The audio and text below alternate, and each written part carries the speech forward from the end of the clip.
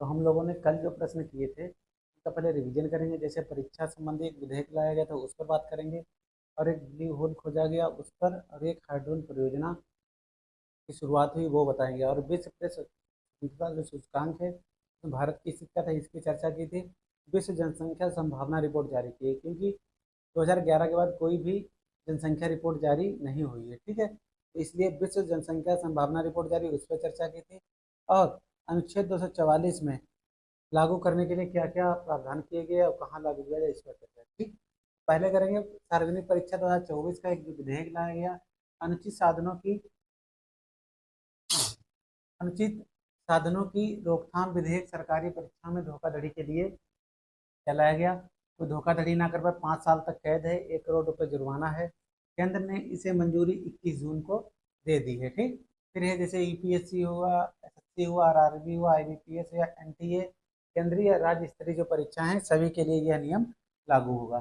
फिर एक हाइड्रोन परियोजना की शुरुआत हुई थी। यह एक यूरोपीय अंतरिक्ष एजेंसी के द्वारा की गई इस परियोजना की शुरुआत।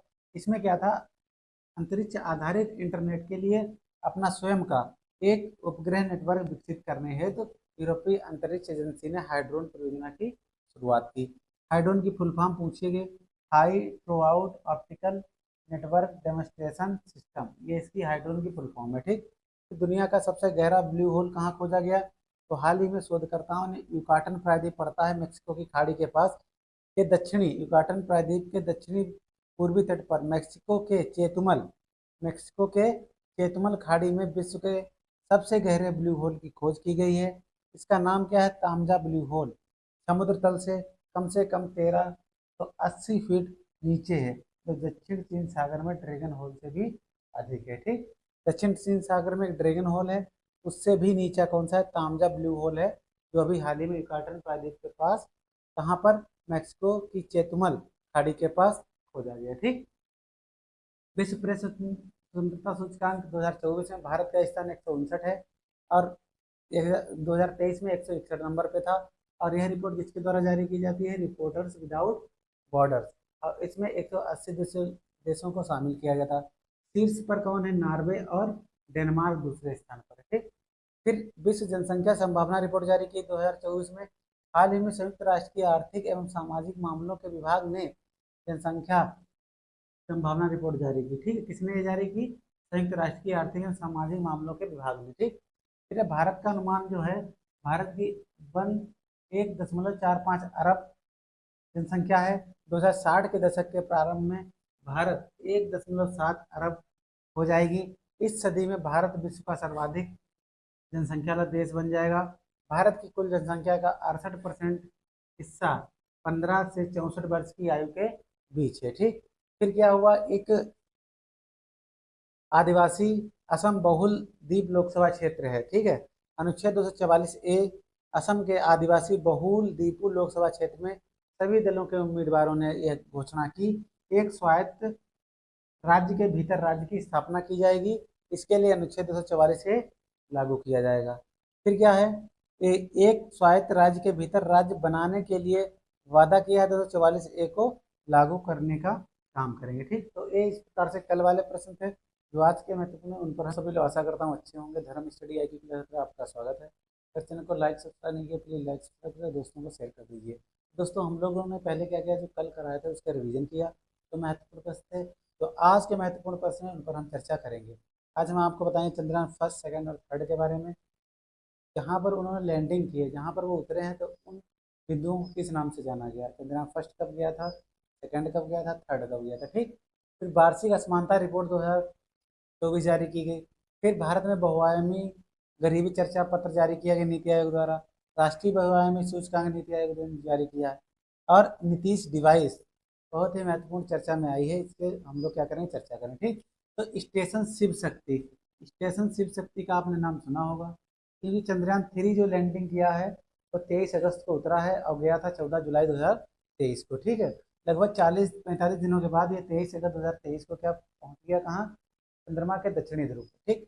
क्या, जहां पर इसे विक्रम लैंडर जो लगा था उसने लैंडिंग की, उस स्थान को स्टेशन शिव शक्ति के नाम से जानेंगे, ठीक। यह घोषणा 26 अगस्त 2023 को किसने की, प्रधानमंत्री श्री नरेंद्र मोदी द्वारा घोषणा की गई, ठीक। फिर अंतर्राष्ट्रीय खगोलीय संघ इंटरनेशनल एस्ट्रोनॉमिकल यूनिट ने चंद्रमा पर चंद्रयान 3 के विक्रम लैंडर, जहाँ पर लैंडिंग स्थल है, उसे स्टेशन शिव शक्ति के नाम से जाना गया। ठीक, तो ये हो गया, कब गया था, ये 23 अगस्त को पहुंचा और 14 जुलाई को गया था। ठीक, अब बात करें चंद्रयान 2 कब गया था। हाँ, 22 जुलाई 2019 को भेजा गया था चंद्रयान 2। जहां पर चंद्रयान 2 पहुंचा उसे तिरंगा पॉइंट नाम दिया है। क्या नाम दिया गया, तिरंगा पॉइंट। और चंद्रयान 1 कब भेजा गया था, 22 अक्टूबर 2008 को भेजा गया था चंद्रयान 1 पहली बार। 22 अक्टूबर 2008 को चंद्रयान 1 भेजा गया था, और जहां पर इसने लैंडिंग की थी उसे जवाहर पॉइंट कहते हैं पहले वाले को। दूसरा 22 जुलाई 2019 को इसे तिरंगा पॉइंट कहते हैं, और जो तीसरा 2023 में हुआ उसे स्टेशन शिव शक्ति कहते हैं। ठीक, यहीं पर एक महत्वपूर्ण प्रश्न है कि राष्ट्रीय अंतरिक्ष दिवस कब मनाते हैं। अंतरिक्ष दिवस कब मनाएंगे, 23 अगस्त को ही राष्ट्रीय अंतरिक्ष दिवस बनाने की घोषणा की है। ठीक, ये हो गया। अब इससे बाहर कोई प्रश्न नहीं पूछेगा। अब एक और गगनयान मिशन भी लॉन्च किया गया है। गगनयान मिशन किससे संबंधित है, गगनयान मिशन जो है इसमें श्री नरेंद्र मोदी द्वारा भारत के क्रू अंतरिक्ष मिशन गगनयान के लिए 4 अंतरिक्ष यात्रियों को नामित किया गया, उनके नामों की घोषणा की गई है। ठीक, यह पहले व्यक्ति कौन है, प्रशांत बालकृष्ण नायर है, याद रखना। दूसरा है अंगद प्रताप, तीसरे हैं अजीत कृष्णन, चौथे हैं शुभांशु शुक्ला। तो ये 4 लोग हैं, प्रशांत बालकृष्णन है, अंगद प्रताप है, और अजीत कृष्णन है, और शुभांशु शुक्ला है। इन 4 लोगों के नामों की घोषणा की है पीएम मोदी जी ने। अब इसमें कुल लागत गगनयान मिशन में कितनी आई है, 9023 करोड़ की, 9023 करोड़ की लागत लगी है। इसको लॉन्च 2024 के अंत तक इसको लॉन्च किया जाएगा। ठीक, अब किसके द्वारा लॉन्च किया जाएगा, एलवीएम 3 रॉकेट का उपयोग करके। चंद्रयान 3 किससे भेजा गया था, LVM-3 Mark 4 से भेजा गया था, याद रखना। ठीक, अब बात करते हैं नीतीश डिवाइस की। नीतीश बिहार के मुख्यमंत्री भी हैं, और इन्हीं के नाम पर एक नीतीश डिवाइस शुरू की गई है, जो आपदा की सूचना, अगर कोई भूकंप, बाढ़ या तूफान आता है तो उसकी 30 मिनट पहले क्या दे देगा, ये जानकारी दे देगा। तो 30 मिनट जानकारी दे देगा, जिससे जान माल की हानि जो है वो कम हो जाएगी। ठीक, तो नीतीश डिवाइस है, इसका नीतीश की पहले फुल फॉर्म लिखिए, NITISS। ठीक, एन से नोवेल, आई से initiative, novel initiative technological intervention. ठीक, novel initiative technological intervention for safety of humanities. ठीक, मनुष्य को बचाने के लिए इस डिवाइस का प्रयोग किया गया है, बनाई गई। ये किसने बनाया, भारतीय प्रौद्योगिकी संस्थान पटना द्वारा निर्मित की गई। ठीक, तो इसके सहयोग से यह एक अलर्टिंग डिवाइस है, इससे 30 मिनट पहले आपदा की सूचना प्राप्त हो जाएगी, जिससे लोग सतर्क हो जाएंगे और उनकी जान का खतरा कम हो जाएगा। ठीक, अब बात करें वार्षिक असमानता रिपोर्ट। वार्षिक असमानता आर्थिक, यहाँ पर छूट गया, वार्षिक आर्थिक असमानता रिपोर्ट। ठीक, वार्षिक आर्थिक असमानता रिपोर्ट। आर्थिक मतलब है जो आदमी अमीर है, अभी देखना है यहाँ पर। तो अभी हाल ही में दावोस, दावोस किसकी राजधानी है, कतर की दोहा हो गई, दावोस किसकी है। ठीक, तो दावोस में एक वर्ल्ड इकोनॉमिक फोरम की अभी बैठक हुई है। किस नंबर की हुई है, 54वीं हुई है, 54 नंबर की हुई है। इस बैठक में एक महत्वपूर्ण कदम ये उठाया गया, इसके द्वारा ऑक्सफैम की इकोनॉमिक सर्वे ने ऑक्सफैम की इकोनॉमिक सर्वे रिपोर्ट प्रस्तुत की गई दावोस में 54वीं बैठक के अंतर्गत। अब महत्वपूर्ण बिंदु क्या है वार्षिक आर्थिक असमानता रिपोर्ट के, पूरे विश्व में आर्थिक असमानता लगातार बढ़ रही है। पूरे विश्व में आर्थिक असमानता लगातार बढ़ रही है। दुनिया के 5 अमीर व्यक्ति ऐसे हैं जिनकी संयुक्त संपत्ति 13 वर्षों में दोगुनी हो गई या दोगुनी बढ़ी है। दुनिया के 5 अमीर व्यक्ति की संयुक्त संपत्ति जो है तो 13 वर्षों में दोगुनी हो गई। विश्व के 74% अरबपतियों की संपत्ति ग्लोबल नॉर्थ से बराबर है। ठीक, विश्व के 74% अरबपति। ठीक। दा- हाँ, स्विट्जरलैंड की दावोस। स्विट्जरलैंड की राजधानी क्या है? बर्न है। और नीदरलैंड की एम्स्टर्डम है, याद रखना। ठीक। तो पूरे विश्व में आर्थिक असमानता लगातार बढ़ रही है। दुनिया के 5 अमीर व्यक्ति ऐसे हैं जिनकी संपत्ति 13 वर्षों में दोगुनी बढ़ी है। फिर अगले 2029 तक इसमें यह घोषणा की गई, अगले 229 साल तक गरीबी को नहीं मिटाया जा सकता दुनिया से। अगले 229 सालों तक गरीबी को नहीं मिटाया जा सकता। यह रिपोर्ट जारी की गई वार्षिक आर्थिक असमानता रिपोर्ट 2024 में। दावोस वर्ल्ड इकोनॉमिक फोरम की बैठक हुई 54 नंबर की वहां पर। ठीक। अब बात करते हैं भारत में बहुआमी गरीबी चर्चा पत्र नीति आयोग ने जारी किया है कि कहां पर कितनी गरीबी है। ठीक। तो नीति आयोग की फुल फॉर्म क्या है? नीति आयोग की बताओ।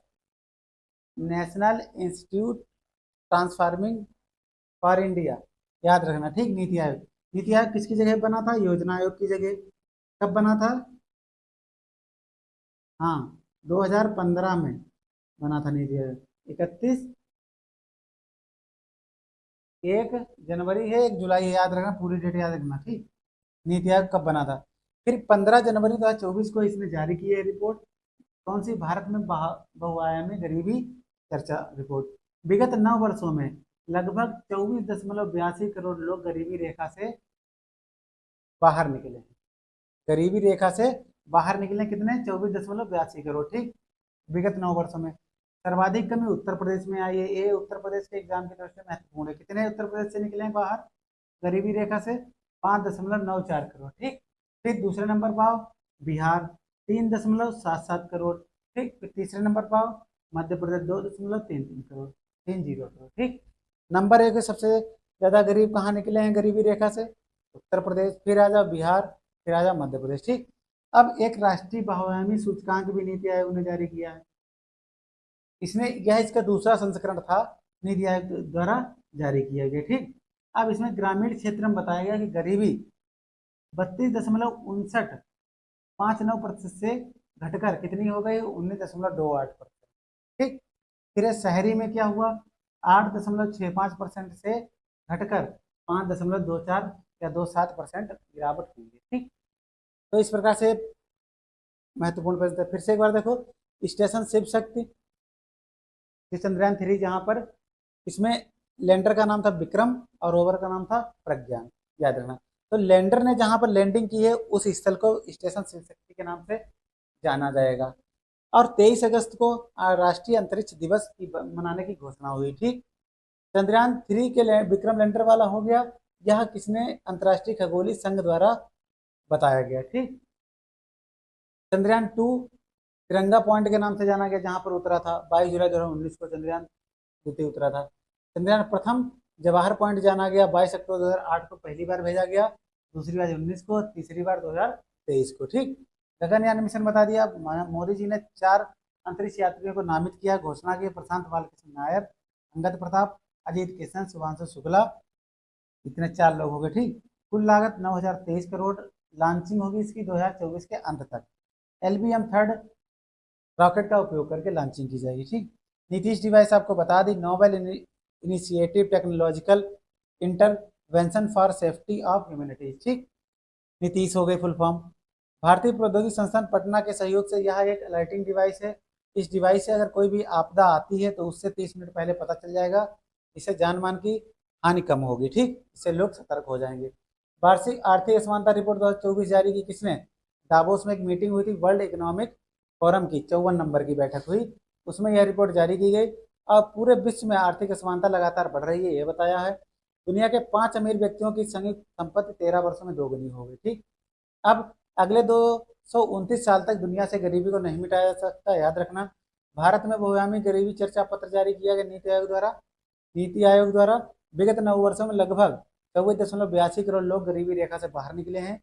सर्वाधिक उत्तर प्रदेश में निकले हैं, 5.94 करोड़, सबसे ज्यादा जनसंख्या है इसलिए। दूसरे पर बिहार 3.77 करोड़, मध्य प्रदेश 2.30 करोड़। राष्ट्रीय बहुआयामी सूचकांक MPI ने दूसरा संस्करण जारी किया नीति आयोग द्वारा। ग्रामीण क्षेत्रों में गरीबी 32.59% से घटकर 19.28% रह गई है। शहरी क्षेत्रों में गरीबी 8.6% से घटकर 5.27% रह गई। तो आज के लिए इतना ही, मिलता है आपको अगले वीडियो में। जब तक के लिए जय हिंद जय भारत।